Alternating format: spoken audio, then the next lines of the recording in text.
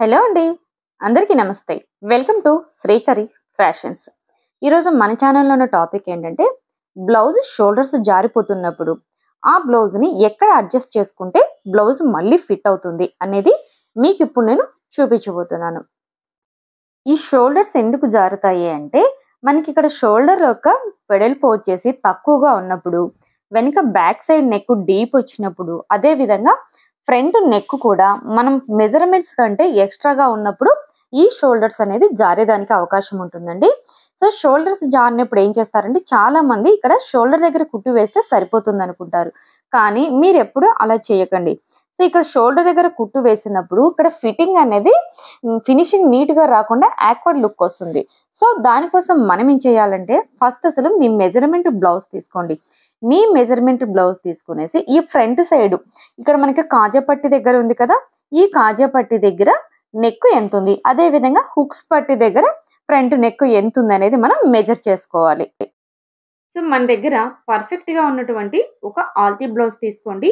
ఇక్కడ నేను front neck కొలత వేసుకున్నాం. ముందుగా వచ్చేసి ఇక్కడ కాజా పట్టి నెక్ అనేది నేను మెజర్ తీసుకుంటున్నాను. సో, ఇక్కడ మీరు అబ్జర్వ్ చేశారంటే నాకు ఎంత ఎక్స్‌ట్రా వచ్చిందో చూడండి. ఇక్కడ వరకే నాకు స్టాప్ అయిపోయింది. కానీ మిగిలినదంతా మనకి ఎక్స్‌ట్రాగా ఉంది.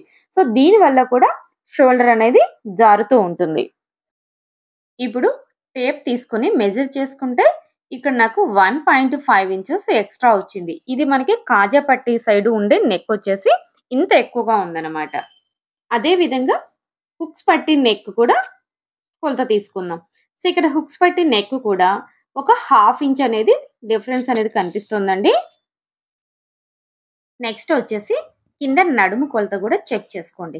ఇక్కడ నడుము కొలత చెక్ చేసుకునేటప్పుడు 2 బ్లౌజులు అంటే ఒకే వైపు హుక్స్ పట్టిన, కాజా పట్టిన మీరు ఏ వైపు స్టార్ట్ చేస్తే 2 బ్లౌజులు కూడా అదే వైపు ఉండాలనమాట. సో, ఇక్కడ నేను కాజా పట్టి నుంచి స్టార్ట్ చేస్తున్నాను కాబట్టి 2 బ్లౌజులు కూడా కాజా పట్టి సైడ్ నుంచే ఉండాలి.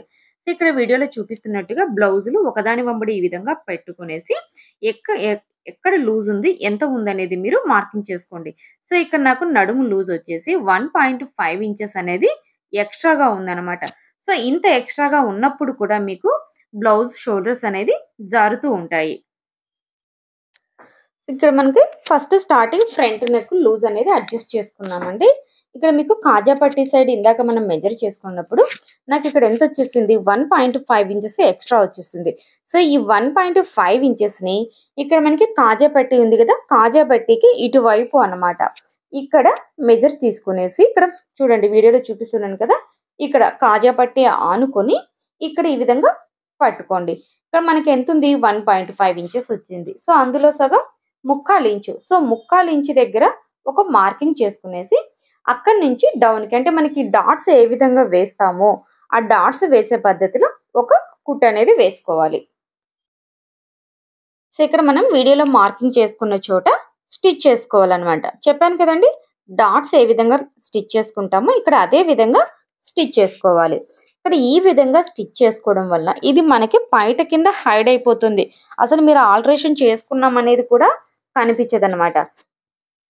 అదే విధంగా ఇటువైపు హుక్స్ పట్టి సైడ్ కూడా ఎక్స్‌ట్రాగా వచ్చింది కదండీ!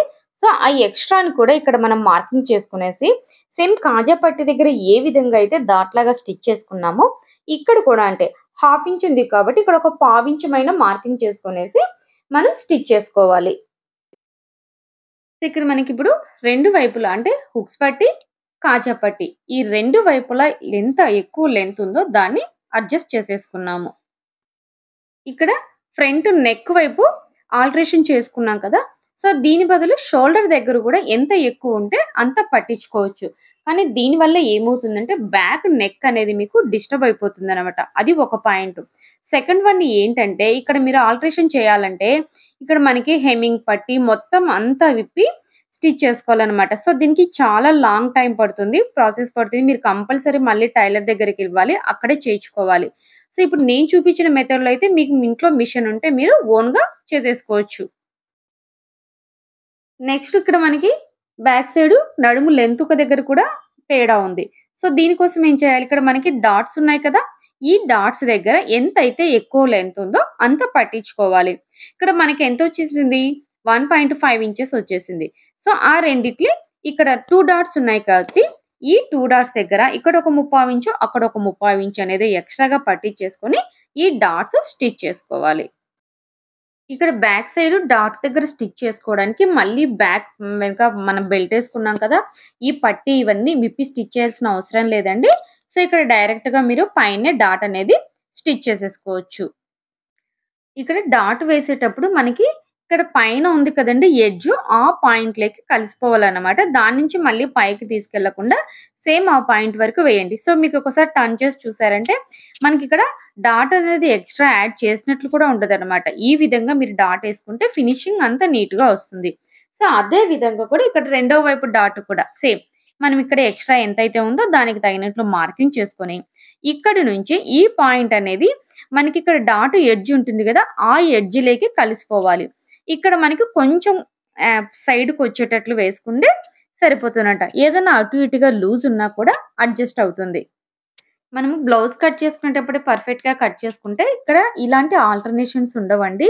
సో, కటింగ్ అనేది ఎప్పుడు నీట్‌గా చేసుకోవాలి. ఇంకొకటి ఇప్పుడు ఎవరైనా సడెన్‌గా వెయిట్ లాస్ అయిన వాళ్ళకి కూడా ఇలాంటి బ్లౌజు అటు ఇటుగా ఆల్టరేషన్ ప్రాబ్లమ్స్ వస్తూ ఉంటాయి. సో, అలాంటి వాళ్ళకి సో, ఇలాంటి చిన్న చిన్న టిప్స్ ఉపయోగించి వాళ్ళ బ్లౌజ్‌ని వాళ్ళే నీట్‌గా సరి చేసుకోవచ్చు. నెక్స్ట్ ఫైనల్ టిప్ అండి. ఇంకొక పాయింట్ ఉంది. ఇక్కడ ఎట్లంటే మనకి ఈ చంక డౌన్‌లో లూజ్ ఉన్నా కూడా షోల్డర్ జారుతుంది. సో, చంక డౌన్‌లో కూడా కొంచెం అంటే ఎక్కువ లేకుండా ఒక పావించు కానీ, హాఫ్ ఇంచు కానీ దగ్గర ఒక కుట్టు వేసుకోండి. ఆ కుట్టు కూడా ఇక్కడ నేను వీడియోలో చూపిస్తున్నాను చూడండి. మార్కింగ్ చేస్తున్నాను మీకు. అంటే ఎడ్జ్ వరకు వేయనక్కర్లేదండి. జస్ట్ ఇక్కడ మనకి సెంటర్ పాయింట్ వస్తుంది కదా! ఆ సెంటర్ పాయింట్ దగ్గర ఒక పావించు అంతే. మీకు మరీ ఎక్కువ లూజ్ ఉంటే హాఫ్ ఇంచ్ వరకు కూడా వేసుకోవచ్చు. ఈ మార్కింగ్‌ని మరీ హ్యాండ్ లూజ్ వరకు తీసుకెళ్లకుండా జస్ట్ ఇక్కడ చంకకి పైన ఒక 1 ఇంచు పైకి తీసుకెళ్తే సరిపోతుంది. మళ్ళీ మీకు హ్యాండ్ టైట్ వస్తుంది. సో, ఈ విధంగా స్టిచ్ చేసుకోవడం వల్ల కూడా మీకు షోల్డర్ అనేది జారకుండా ఉంటుంది. మెయిన్ ఈ వెయిట్ లాస్ అయినప్పుడు మనకి వెయిట్ లాస్ అయ్యామని హ్యాపీగా ఉంటుంది కానీ, ఇలాంటి చిన్న చిన్న ప్రాబ్లమ్స్ వస్తూ ఉంటాయండి. శారీ బ్లౌజెస్‌ని అడ్జస్ట్ చేసుకోవాలి అనేసి ఉంటుంది కదా! సో, అలాంటివి ఇట్లా మీరు ఇక్కడ ఈ చిన్న టిప్స్‌తో యూజ్ చేసుకొని అడ్జస్ట్ చేసుకున్నారంటే మళ్ళీ బ్లౌజులు సేమ్ ఫస్ట్ ఏ విధంగా మనకి ఫిట్ ఉన్నాయో అదే విధంగా ఫిట్టింగ్ వస్తుంది. సో, ఇక్కడ ఇదే విధంగా కూడా రెండవ వైపున కూడా సేమ్. ఇక్కడ మనం ఇందాక ఇక్కడ చంక డౌన్‌లో ఏ విధంగా అయితే స్టిచ్ వేసుకున్నామో ఇక్కడ కూడా అంతే అండి. రెండవ వైపున కూడా ఇక్కడ స్టిచ్ వేసుకోండి. సో, మీకు అర్థమైంది కదండీ! మనకి మెయిన్ షోల్డర్స్ జారుతున్నాయంటే మెయిన్ 3 పాయింట్లు మీరు చెక్ చేసుకోండి. ఫ్రంట్ నెక్కు సేమ్ ఉన్నాయా? మెజర్‌మెంట్‌లో చేంజ్ ఉందా? అదే విధంగా మనకి వెస్ట్ నడుము లూజ్ ఉందా? ఇక్కడ చంక దగ్గర బ్లౌజ్ లూజ్ ఉందా? సో, ఈ 3 పాయింట్లు మీరు చెక్ చేసుకున్నారంటే ఈజీగా మీకు ఈ బ్లౌజ్ ఆల్టరేషన్ అనేది షోల్డర్స్ జారకుండా చాలా పర్ఫెక్ట్‌గా ప్రొఫెషనల్ స్టైల్‌లో మీ బ్లౌజుల్ని మీరే సెట్ చేసుకోవచ్చండి. షోల్డర్ దగ్గర మాత్రం మీరు ఆల్టరేషన్ చేసుకోవద్దండి. ఎందుకంటే చెప్పాను కదా! ఇక్కడ షోల్డర్ దగ్గర మీరు పట్టించినప్పుడు వెనక బ్యాక్ నెక్ లెంత్ కూడా తగ్గుతుంది. సో, కాబట్టి షోల్డర్ దగ్గర చేయకుండా ఇక్కడ నేను చూపించిన 3 పాయింట్స్ ఉన్నాయి కదా! సో, ఇక్కడ మీరు ఆల్టరేషన్ చేసుకోండి. సో, ఇప్పుడు మీరు ఆల్టరేషన్ అయిపోయింది. కానీ అప్పటికి కూడా కొద్దిగా జారుతోంది అంటే ఇక్కడ ఫైనల్ టిప్ అన్నమాట. ఇక్కడ మనకి ఫ్రంట్ సైడ్ హుక్ ఉంది కదా! ఇక్కడ హుక్కు పట్టీని కాజాకి స్టిచ్ చేసుకుంటాం కదా! ఇక్కడ కాజా పట్టీ, హుక్ పట్టీ ఉంది. ఈ కాజాకి ఒక హాఫ్ ఇంచ్ పైబడి ఇంకొక ఎక్స్‌ట్రా కాజా అనేది మీరు స్టిచ్ చేసుకున్నారంటే ఇంకా పర్ఫెక్ట్ అండి. ఫైనల్‌గా మీకు ఫినిషింగ్ కూడా నీట్‌గా ఉంటుంది. ఇంక బ్లౌజ్ జారుతుందన్న సమస్య అయితే ఉండదు.